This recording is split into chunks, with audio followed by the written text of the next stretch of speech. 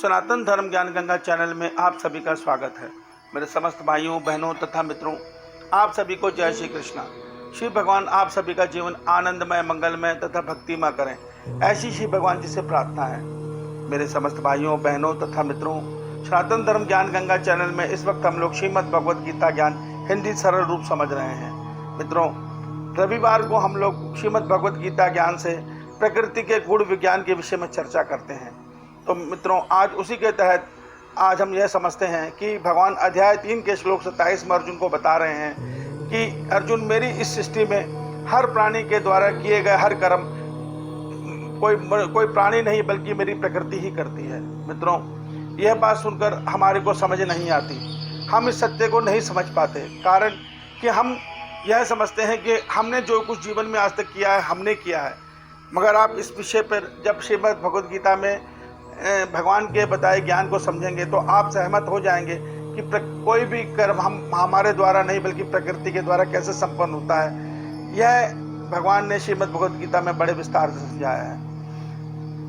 मित्रों, अध्याय 18 के श्लोक 61 में भगवान हमें बता रहे हैं कि अर्जुन, अंतर्यामी परमात्मा हर जीव के हृदय में वास करते हुए हर जीव को उसके पूर्व जन्मों के प्रारब्ध के अनुसार मेरी प्रकृति अपनी प्रकृति के द्वारा नाच नचा रहा है।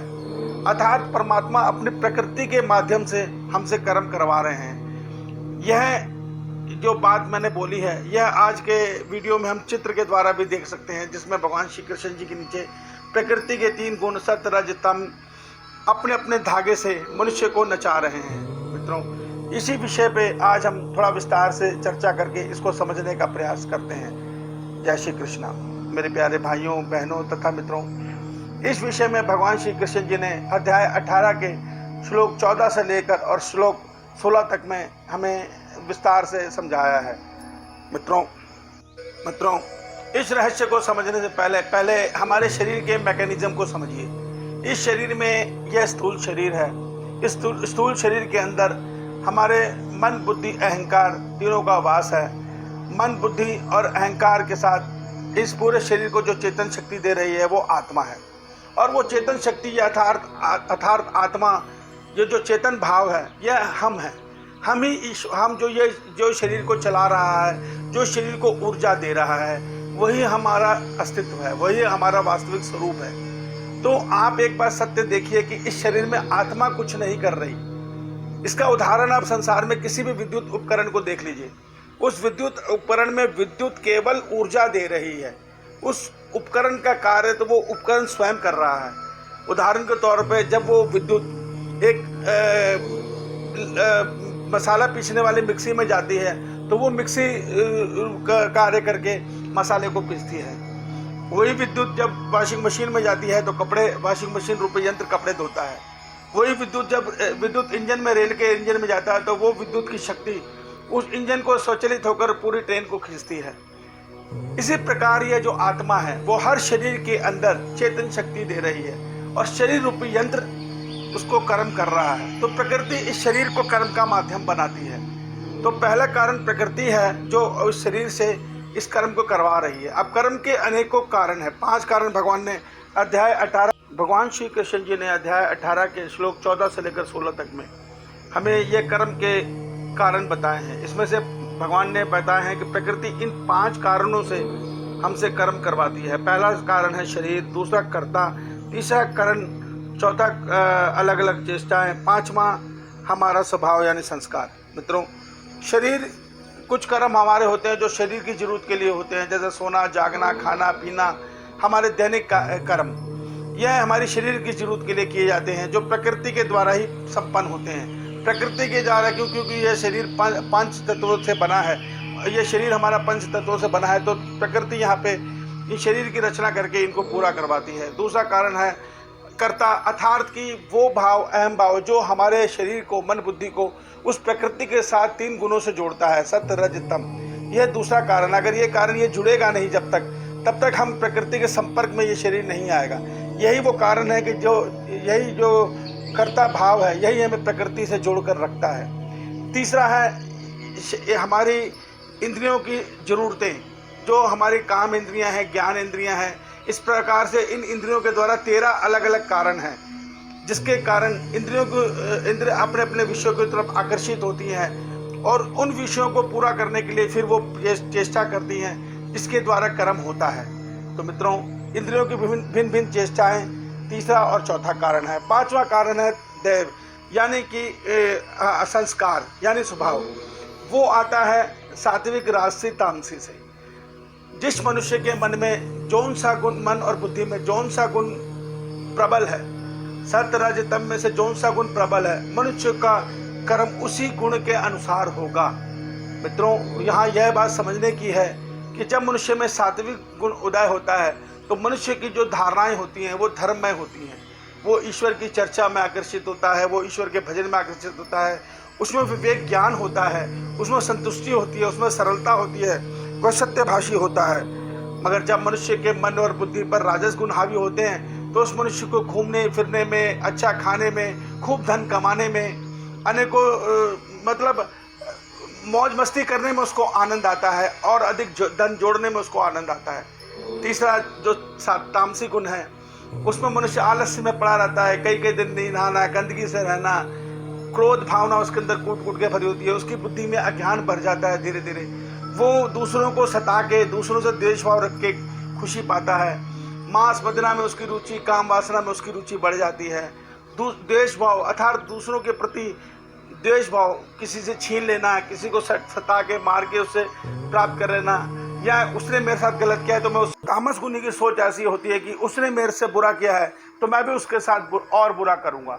मित्रों, इस प्रकार यह प्रकृति के तीन गुण मनुष्य के मन और बुद्धि पे हावी होकर उनको अपने अपने गुणों के अनुसार नचाने पर बाध्य करते रहते हैं। सात्विक गुण की इंद्रियां भगवान के भजन में आकर्षित होती हैं, भगवान की दर्शन में आकर्षित होती हैं, भगवान की चर्चा में उनके कान आकर्षित होते हैं। जिस विषय में सात्विक मनुष्य के ये मन बुद्धि आकर्षित होते हैं वो उसी कर्म की ओर अग्रसर होता है। राजसी मनुष्य को कहाँ व्यापार में अधिक लाभ मिलेगा, कहाँ घूमने में ज़्यादा आनंद आएगा, कहाँ सुंदर अच्छा भोजन मिलेगा, वो उस ओर आकर्षित होता है। इसी प्रकार तामसी गुण भी अपने अपने स्वभाव के अनुसार आकर्षित होता है। मित्रों, इस प्रकार प्रारब्ध के अनुसार यह गुण हमारे अंदर तय होते हैं, हमारे कर्मों के अनुसार। क्यों तय होते हैं कि जो जिस भाव में कर्म को करता है उसके अंदर वही गुण बढ़ता है। आपने माँ बाप की सेवा करी, इस भाव से करी कि ये मेरा कर्तव्य था, मेरे माता पिता ने मेरे को संसार मिला है, पूर्ण श्रद्धा भाव से, निष्काम भाव से उनकी सेवा करी, आपको सात्विक फल मिलेगा, आपके अंदर सात्विक गुण बढ़ेंगे। आप माँ बाप की सेवा इसलिए कर रहे हैं कि उनके मरणोपरांत सारा धन मुझे ही मिले, अन्य भाइयों को कम मिले, इस भावना से कर रहे हैं तो अंतर्यामी परमात्मा जजवन के बैठे हैं भीतर, वो सब देख रहे हैं, वो भाव को जानते हैं, वो पढ़ते हुए आपका कर्म फल निर्धारित कर रहे हैं। वो आपको राजस गुण का फल देंगे। राजस गुण में आपको संसार के सुख शांति, संसार का वैभव संपन्नता तो मिलेगी मगर आपको सुख शांति नहीं मिलेगी। आप तृष्णा में भटकते ही रहोगे, सब कुछ पाने के बाद भी और पाने की चाह आपको रहेगी। और जब आप माँ बाप की सेवा इस भाव में कर रहे हो कि भाई जल्दी से मरें तो हमें सब कुछ प्राप्त हो, तो इस भावना में की गई तो आपको तामस फल ही मिलेगा। तामस फल में आपको धन तो भगवान देंगे मगर उस धन का दुरुपयोग भी दे देंगे, आपके अंदर आपकी बुद्धि को दूषित कर देंगे और मनुष्य उस दूषित बुद्धि में अनेकों गलत कर्म करके मांस मदिरा, स्त्री भोग, जुआ, गलत कर्मों में खर्च करके अधोगति यानी पतन की तरफ बढ़ता है और उस पतन से वो पशु की योनि में चला जाता है। तो मित्रों, पूर्व जन्म के कारण, पूर्व कर्मों के कारण हमारे अंदर ये गुण प्रबल होते हैं, फिर ये अपने अनुसार मनुष्य को चाहते हैं और मनुष्य का प्रारब्ध तय करते हैं। तो भगवान इसीलिए हमें बताते हैं कि हमें मनुष्य को तीनों गुणों से अपना पिंड छुड़ाना है, इन तीनों गुणों से मुक्त होना है। मगर इन दोनों गुणों से मुक्त होने का मार्ग सात्विक गुण से निकलता है। सात्विक गुण में प्रवेश करके ही हम ईश्वर की तरफ बढ़ के तीनों गुणों से मुक्त हो सकते हैं। यह हम श्रीमद् भगवद गीता में भगवान ने हमें बताया है, हम समझने वाले हैं। आज हमारा ये विषय है कि क्यों प्रारब्ध के अनुसार कोई अच्छा बुरा है, वो इसके कारण है।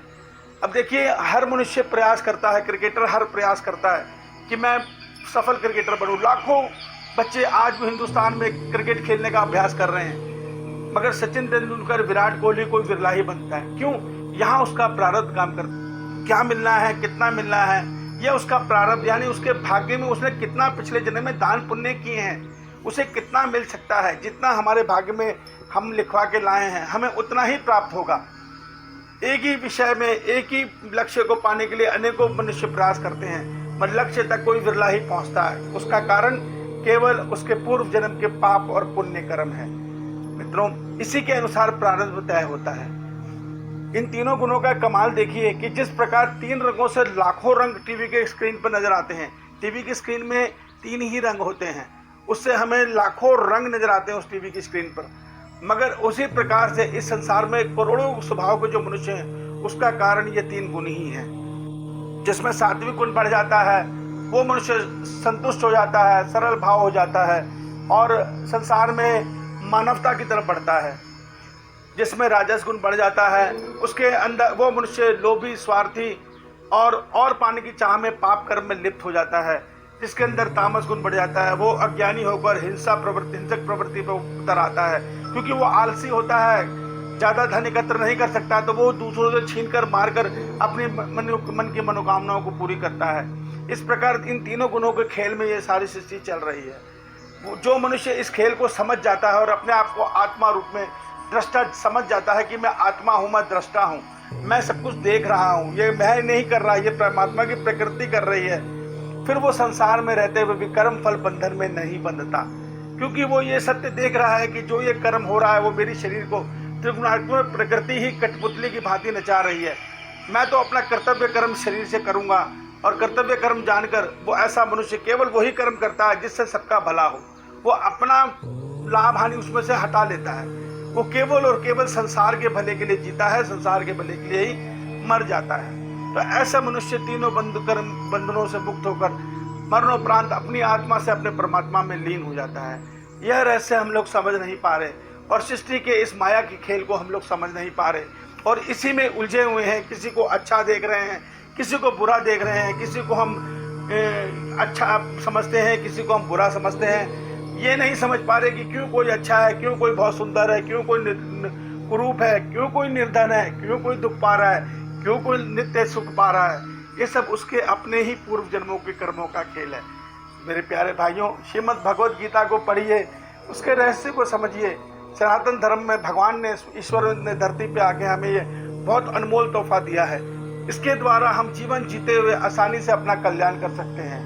अन्यथा हम भोग के कर्म और कर्मों के भोग में ऐसे फंसे हैं कि हमारा जन्म जन्मांतर का चक्कर, जन्म मरण का चक्कर नहीं टूट पा रहा और हम जन्म मरण के चक्कर में भटकते हुए लाखों कल्पों से भटक रहे हैं। मत भूलो, एक कल्प की अवधि 8 अरब 64 करोड़ वर्ष है।